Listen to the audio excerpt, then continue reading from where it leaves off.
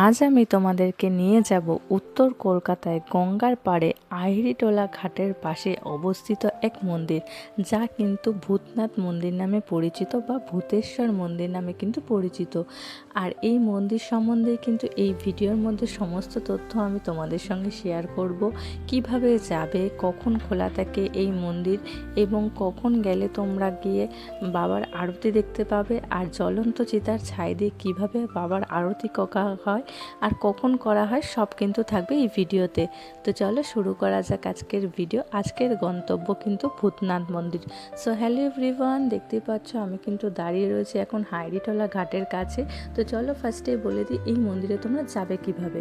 তো এই মন্দিরে যাওয়ার জন্য কিন্তু তোমরা অনেকভাবেই যেতে পারবে। তোমরা কিন্তু জলপথেও যেতে পারবে, আবার কিন্তু ট্রেন ধরেও যেতে পারবে। ফার্স্টে বলে দিই তোমরা ট্রেন ধরে কিভাবে যাবে।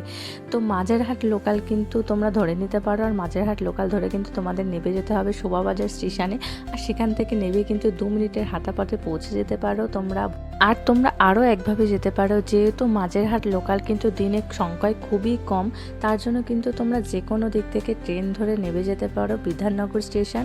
আর বিধাননগর স্টেশনের বাইরে বেরিয়ে কিন্তু তোমরা পেয়ে যাবে অটো।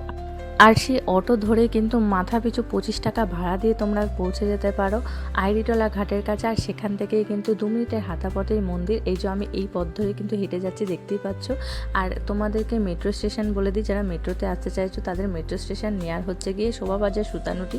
আর তোমরা আরও একভাবে আসতে পারো, কিন্তু তোমরা জলপথেও আসতে পারো। যারা হাওড়ার ওপাশ থেকে আসবে মনে করছো তারা কিন্তু বাদাঘাট চলে আসবে। বাদাঘাট থেকে কিন্তু 9 টাকা মাথা পিছু ভাড়া দিয়ে কিন্তু অপোজিট পারেই হচ্ছে গিয়ে আহিরিটোলা ঘাট। আহিরিটোলা ঘাটেই কিন্তু নেবে।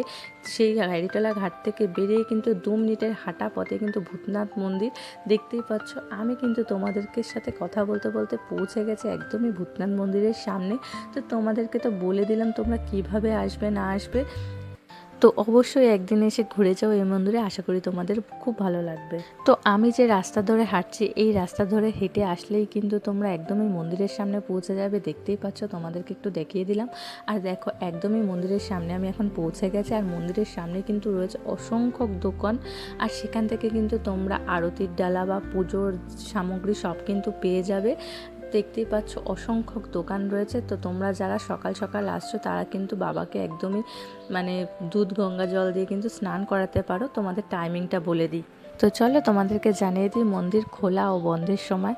তো মন্দির কিন্তু খুলে যায় সকাল 6টায়। আর সকাল 6টায় কিন্তু জ্বলন্ত চিতার আর ছাই ভস্য দিয়ে কিন্তু বাবার আরতি করা হয়। সেই আরতি যদি তোমরা দেখতে চাও তাহলে কিন্তু আসতে হবে সকাল 6টার সময়। আর এই মন্দির খোলা থাকে কিন্তু সকাল 6টা থেকে দুপুর 12টা অবধি, মাঝে কিন্তু বন্ধ থাকে। আবার কিন্তু মন্দির খোলা হয় বিকাল 4টে থেকে রাত 8টা অবধি। আর রাত 8টার পরে কিন্তু আবারও জ্বলন্ত চিতার ছাই ভস্য দিয়ে কিন্তু বাবার আরতি করে মন্দিরের দ্বার বন্ধ করা হয়।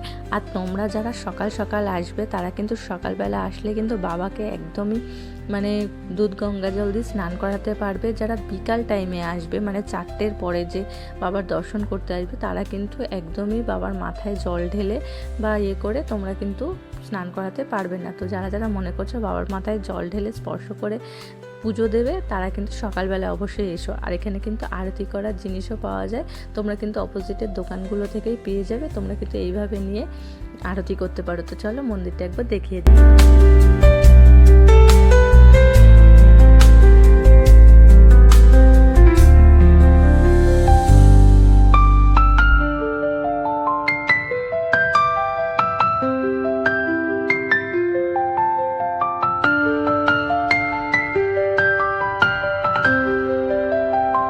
তো মন্দিরটা তো বাইরে থেকে তোমাদেরকে সুন্দর করে দেখিয়ে দিলাম। আর এখন কিন্তু আমি প্রবেশ করে গেছি মন্দিরের ভেতরে। আর এই যে জায়গাটা দেখতে পাচ্ছ এটা কিন্তু মন্দিরের পেছন দিকটা, তোমরা এসে একবার ঘুরে যেতে পারো। এই জায়গাটাও কিন্তু খুব সুন্দর, একটা যজ্ঞকুণ্ড রয়েছে, আর ঘুরে যেতে পারো। আর দেখো মন্দিরের ভেতরে কিন্তু এখন ফটোগ্রাফি ভিডিওগ্রাফি অ্যালাউ নেই বলে কিন্তু আমি তোমাদেরকে মন্দিরের ভেতরটা খুব ভালো করে দেখাতে পারলাম না, বাবার দর্শনও করাতে পারলাম না। তো তোমরা কিন্তু এসে নিজেরাই দর্শন করে যাবে। আর এখানে রয়েছে নন্দী মহারাজ। তো আমরা কিন্তু দর্শন করে এখন বেরিয়ে গেছি। তো এই মন্দির মন্দিরটা কিন্তু আমি যতটা পেরেছি তোমাদেরকে ঘুরিয়ে দেখানোর চেষ্টা করেছি, আর যা যা তথ্য ছিল সবই কিন্তু তোমাদের সঙ্গে এই ভিডিওর মাধ্যমে শেয়ার করেছি।